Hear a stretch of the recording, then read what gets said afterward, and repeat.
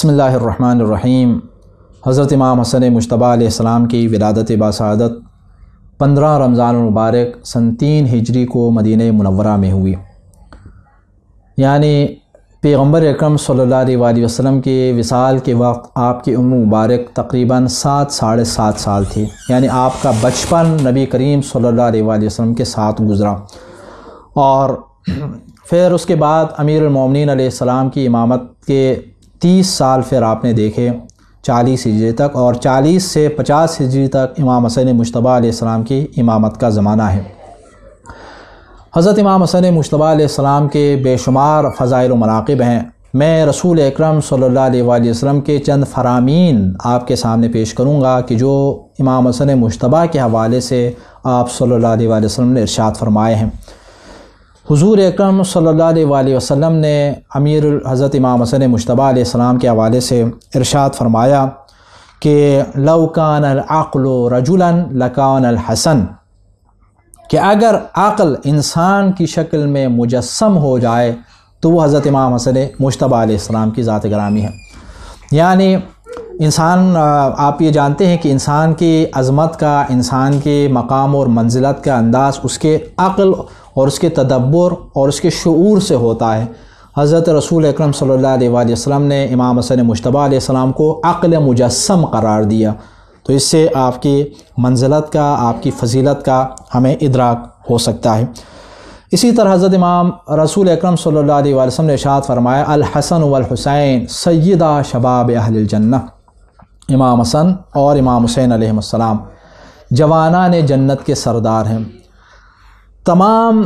صاحبان ایمان، تمام مسلمان، حضرت آدم علیہ السلام سے لے کر کل قیامت تک آنے والے سارے نیک لوگ انشاءاللہ جنت الفردوس میں جائیں گے، اور ہر ایک کی یہی خواہش ہے کہ جنت میں جائیں۔ تو اس جنت کے سردار فرمان رسول کے مطابق امام حسن مجتبیٰ علیہ السلام ہے اور امام حسین علیہ السلام کی ذات گرامی ہے۔ تو اس سے بڑھ کر اور فضیلت کیا ہو سکتی ہے کہ تمام اولین و آخرین کے آپ کل قیامت کے دن جو نیک افراد ہوں گے ان کے سید و سردار ہوں گے۔ اسی طرح حضرت رسول اکرم صلی اللہ علیہ وآلہ وسلم نے ایک اور فرمان کے اندر ارشاد فرمایا الحسن والحسین امامان قاما او قعدا، کہ حضرت امام حسن علیہ السلام اور امام حسین امام ہیں، چاہے وہ کھڑے رہیں چاہے بیٹھے رہیں، یعنی ہر حال میں وہ امام ہیں۔ یہ علماء نے اس کی تشریح جو فرمائی ہے کہ ان کی زندگی کے اندر جو حالات پیش آ گئے، جو زمانے کے تقاضوں کے مطابق حضرت امام حسن مجتبیٰ علیہ نے جو صلح فرمائی، حضرت امام حسین علیہ السلام نے دین کے بقا کی خاطر جو قیام فرمایا، جو آپ نے شہادت پیش فرمائی، یہ ان کی طرف اشارہ ہو سکتا ہے کہ چاہے امام حسن مجتبیٰ دین مبین اسلام کی بقا اور تحفظ کی خاطر صلح فرمائیں پھر بھی امام ہیں، حضرت امام حسین علیہ السلام قیام فرمائیں، جہاد فرمائیں، پھر بھی امام ہیں۔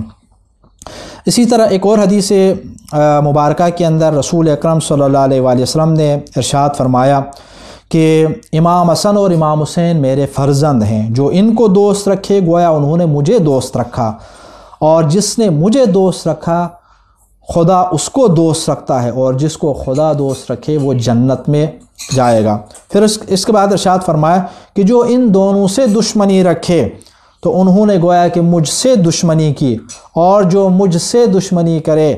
وہ گویا کہ خدا سے دشمنی رکھتا ہے، اور جس کو خدا اپنا دشمن قرار دے اس کو جہنم میں ڈال دے گا۔ حاکم نیشاپوری نے المستدرک کے اندر جو یہ روایت نقل فرمائی ہے۔ اسی طرح ایک اور حدیث جو حضرت رسول اکرم صلی اللہ علیہ وسلم کی ہے، آپ نے ارشاد فرمایا اللہم انی احب حسنا فاحبہ واحب اللہ من احبہ، کہ پروردگار میں امام حسن مجتبیٰ علیہ السلام سے محبت کرتا ہوں، اس کو دوست رکھتا ہوں، تو بھی اس کو دوست رکھ، وَأَحَبَّ اللَّهُ مَنْ أَحَبَّ، اور اس کے بعد ارشاد فرمائے خدا اسے دوست رکھے جو امام حسن مجتبیٰ علیہ السلام کو دوست رکھے۔